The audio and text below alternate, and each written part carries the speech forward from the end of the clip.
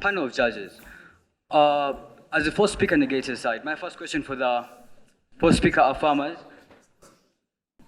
Are you aware of the types of sanctions? Thank you.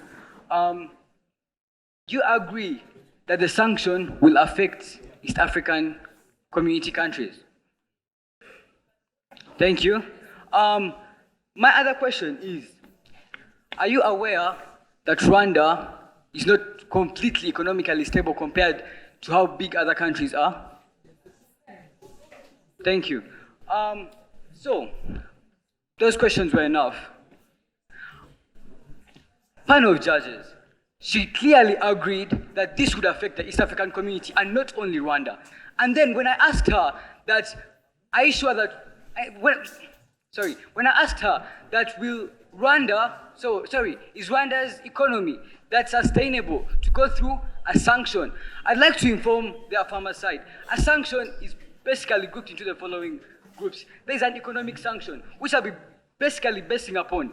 An economic sanction is when, like, the economy of a country is shut down and they can't trade with other countries. I believe that's where you are driving us. Then Rwanda being sanctioned will affect the ESC trade. How? If Rwanda is sanctioned, they claim that Rwanda's biggest export is coffee, I believe. But then that coffee, which is affecting Rwandese best of your ideology, Rwanda has innocent citizens. These citizens are affected by the economy of Rwanda. We are finding a solution that won't affect the citizens of our country.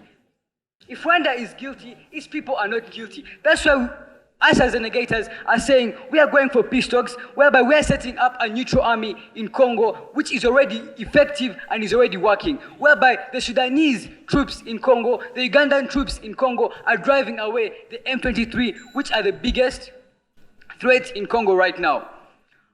So, panel of judges, as the negator side, we are saying we're going to find a peaceful solution, which is setting up a neutral army, going for peace talks, and resolving all these effects of the Rwanda-Congo conflict.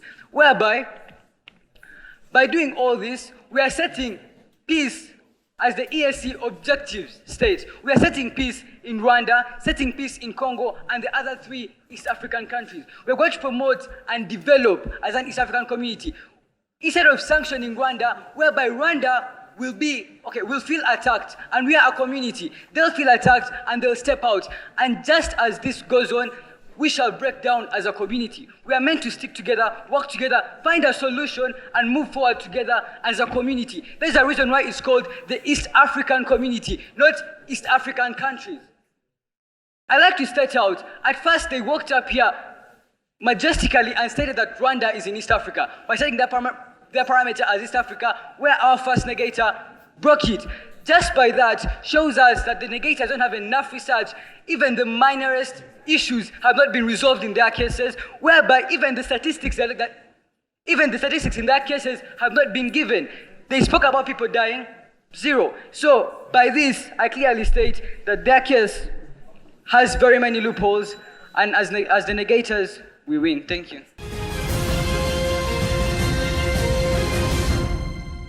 Panel, allow me to ask the negators the following questions, and I want strictly a yes or no answer. Okay. Is Congo part of the East African community? Yes.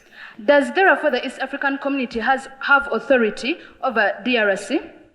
No, they are community, not having authority over each other. Is Rwanda more developed than Democratic Republic of Congo? Yes. Are you trying to tell us that the East African community is not a credible body to provide a sanction for DRS, to provide a sanction for Rwanda? It's not that we are saying that. What we are saying saying is... I want a yes or no answer strictly, and I made sure that... We are speaking the constitution, not assumptions. Thank you. Why do you say that the East African community can't sanction Rwanda, yet it is under the East African community? This is because the 3rd article of the East African Community Constitution states that, not us. Has your buffer zone worked? Yes, again.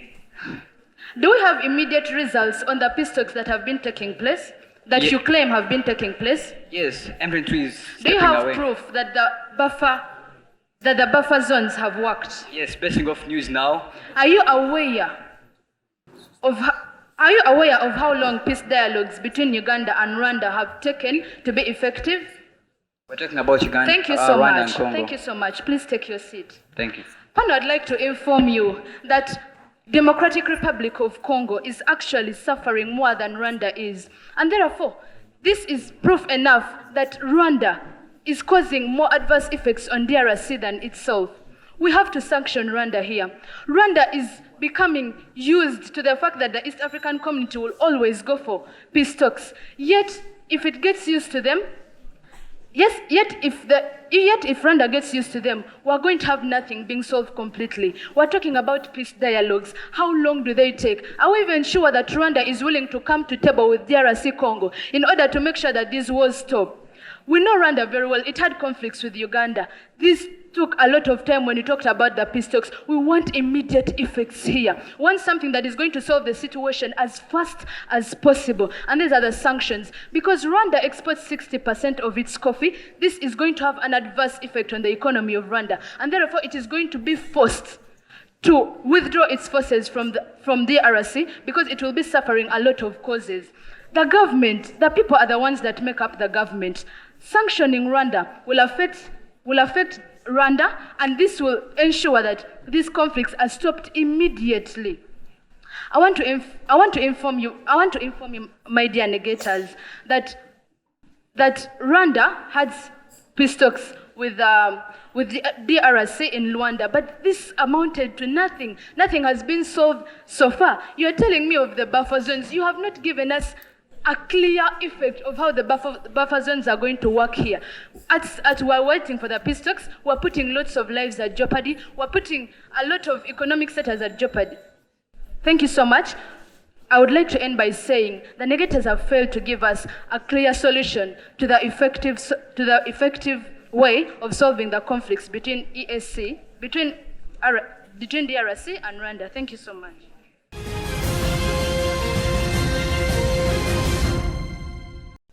Thank you.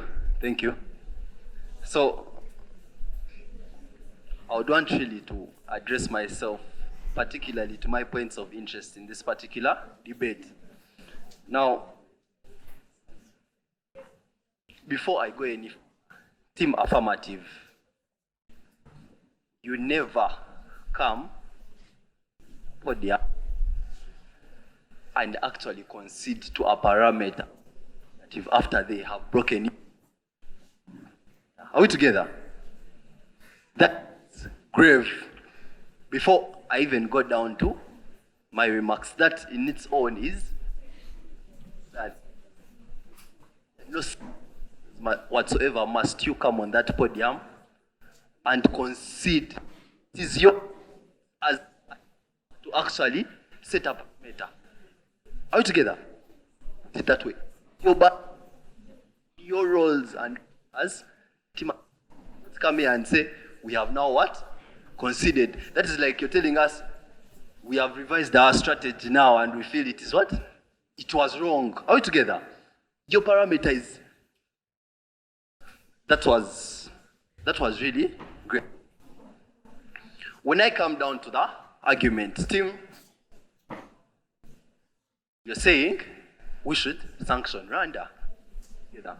And you have to give us, to show us if we sanction Rwanda, one, why are we sanctioning Rwanda? Two, is it effective? Is it efficient? Is it to an end product? Are we together? So, Team Negative came and kept raising questions of, first of all, the negative effects that are going to come out of the sanctions. Are we together? You're saying a trade sanction. They are showing you how a trade sanction, they are asking you, do you know how much the lives of ordinary people in Rwanda will be disrupted when there is a trade sanction? Are we together? I expected you people in your work plan at least, if you are saying we are going to sanction this country, try to show us particularly how and how you plan to alleviate the negative effects that are going to come with that sanction. Are we together? Now, I will clarify on something that was made by Team Affirmative. Team Affirmative kept raising the issue of jurisdiction, which was actually, to clarify for you, in March, between March and July 22, we have joined the East African community, the a seventh member. Now, when we jurisdiction, the East African Court of Justice, the fourth element in its jurisdiction states that it has the power to handle disputes partner states as submitted in the which is a member of this, have subscribed to this treaty. The DRC has equally submitted to this treaty altogether, meaning by virtue of jurisdiction, the East African community through the East African Court of Justice can actually act to the member. Are we together there? I would now want to go straight to my verdicts. Dear Team Affirmative, by virtue of what you did that was so grave, I give the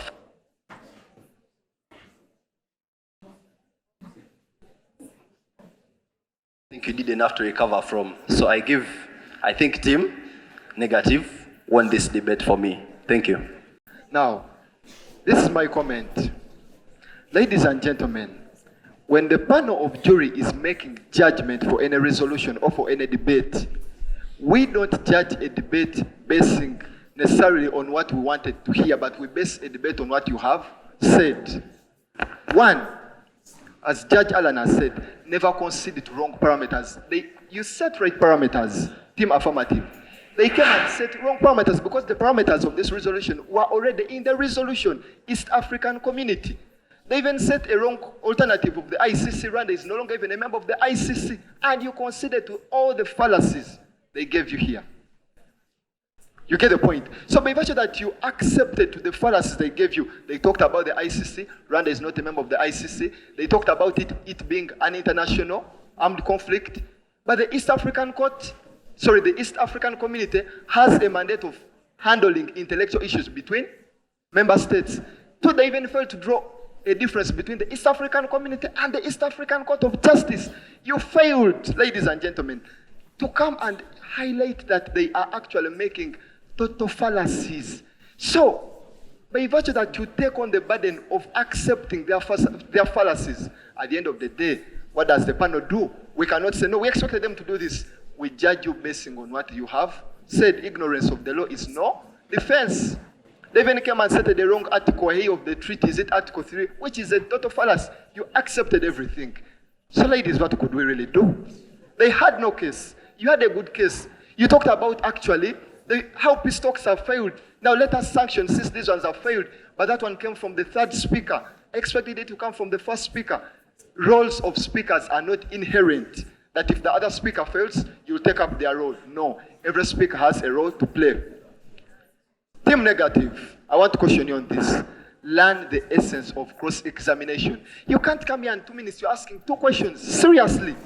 And the essence of cross-examination is to pin loopholes, inconsistencies, weaknesses in your opponent's case. You came and you just asked 2 questions and you went and sat. Seriously? So Team Negative, you win just on the weakness of Team Affirmative. So I give a win to Team Negative. I want to ask Team Negator, Speaker number 1, who do you refer to, guys, in this debate? That you guys, those guys, this is a formal argument. Number 2, what I've learned, all of you are reading your arguments from the book. How sure am I you are removing the argument from your head and your physique? How sure am I that your teachers maybe coached you and gave you a printout how to read for us? First of all, it starts from the first speaker. The first speaker, you're the engine of the team. You're the playmaker. You can't be reading all your arguments from the start. I'm sorry to say this, but I will say it. It has been a boring debate. That is the truth. Unlike the first one. Trust me, that is my judgment. I've not loved the way you people are doing your speaker roles completely out. Everyone is just coming to contradict the first one, the second one, the last one. When you become a fourth speaker, you're the agent of the team. You're like a prosecutor. You don't come there and ask 2 questions and be like, it's done. It might be those 2 questions, but do we have the essence of those 2 questions? You have not driven us to that essence. I told us that when you are giving those questions, Ask a bombshell kind of a question where you're pinning a hole to the other side's argument.